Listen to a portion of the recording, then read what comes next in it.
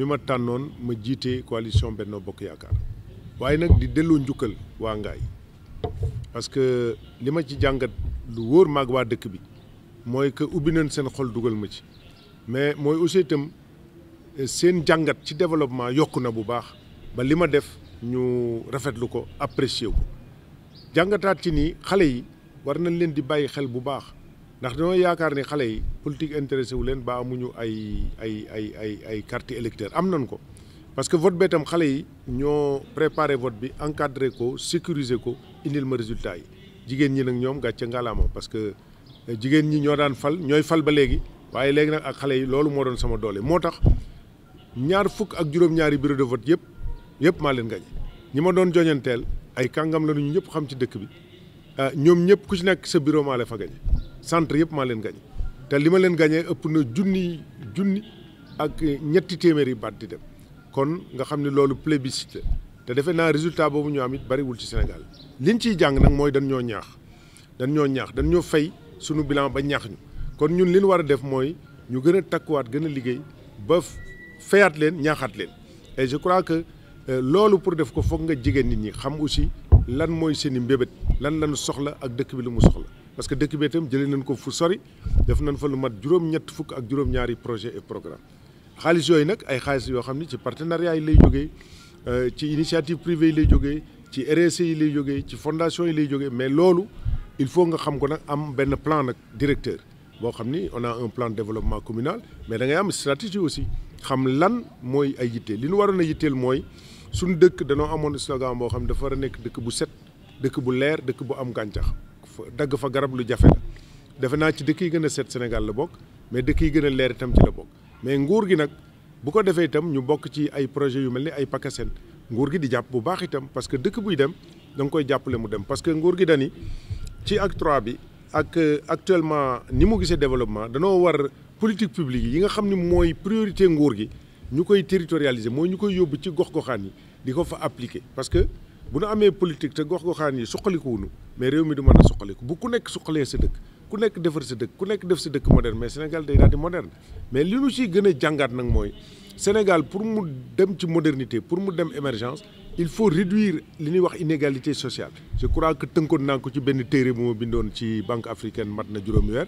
pour ñu réduire inégalité nag li njëkk mooy nga créer emploi ak richesse donc te loolu gouvernement mënu koo créer secteur privé moo koy créer secteur privé pour mu créer ko foog nguur gi yombalal ko mooy li ñuy wax créer un cadre incitatif boo xam ni dee ñu wàññi taxes yi dee ñu la yombalal dee ñu la dàmp dee ñu la gunge et cetera boo demee réew yi nga xam ni secteur privé dafa am doole ñu leen di tudd ci développement mais réew yooyu c'est que nguur gi day yombalal secteur privé bu ko defee fi ñu jëm muy industrialisation parce que industrie moo mën a créer ay emploi ou bien ay service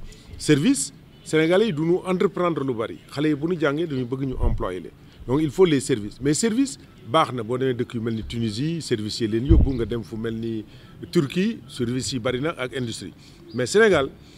Afrique dafa war a transformer ay matières premières am fini ou semi fini donc Sénégal aussi dafa war a investir ci industrialisation mais pour industrialiser il faut nga réduire taxes yi ak coûts yi parce que électricité bi cher na donc am nañu gaz am nañu pétrole mën na yombal loolu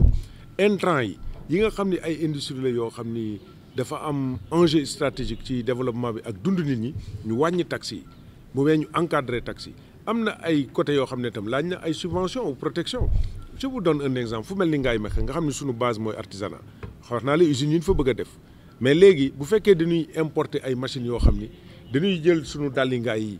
jël modèle bi chinois yi yóbbu ko insérer ko ci ordinateur machine bi ñëw di ko recopier ba yow boo gisee mbub mi nga xam ne dañ koo def ak loxo ak bi ñu defar ak machine bi doo ko xàmmee mais loolu dafa laaj quand même c'est une protection de notre culture de notre patrimoine immatériel donc OMC dafa am ay négociations yoo xam ne Afrique dafa war a am doole te amagu fa doole Nations Unies ñu waroon fa am doole amuñu fa doole man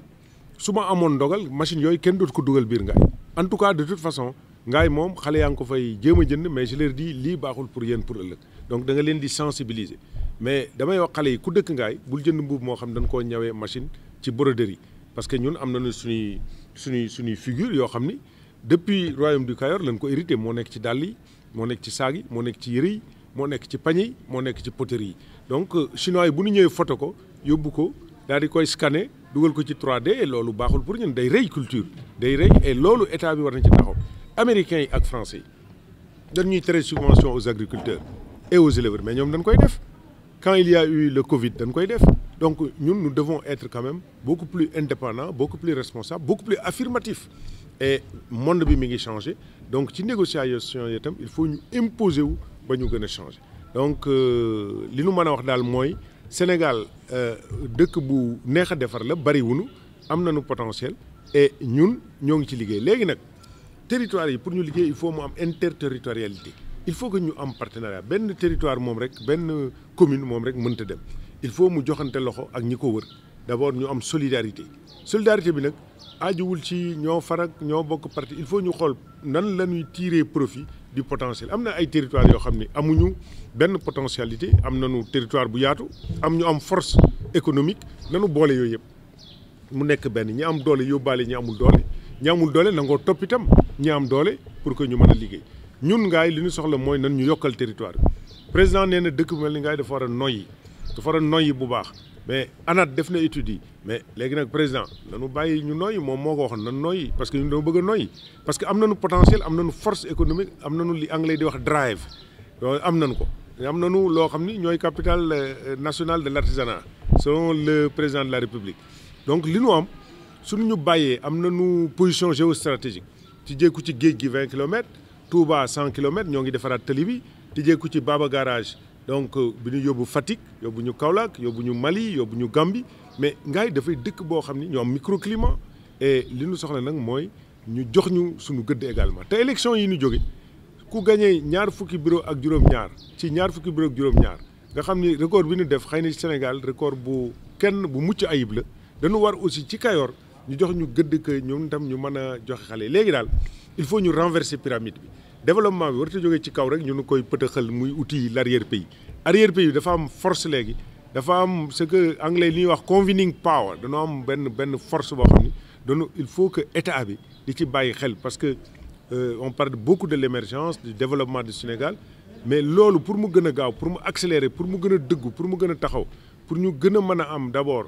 une sécurité alimentaire parce qu'on est loin de parler d'autosuffisance alimentaire pour ñu mën a am une production de qualité qui puisse respecter les normes du contrôle de la qualité am sur les marchés internationaux il faut ñu jox ñu également considération dans la territorialisation des politiques publiques donc loolu daal mooy li nga xam ni yaakaar nañ ni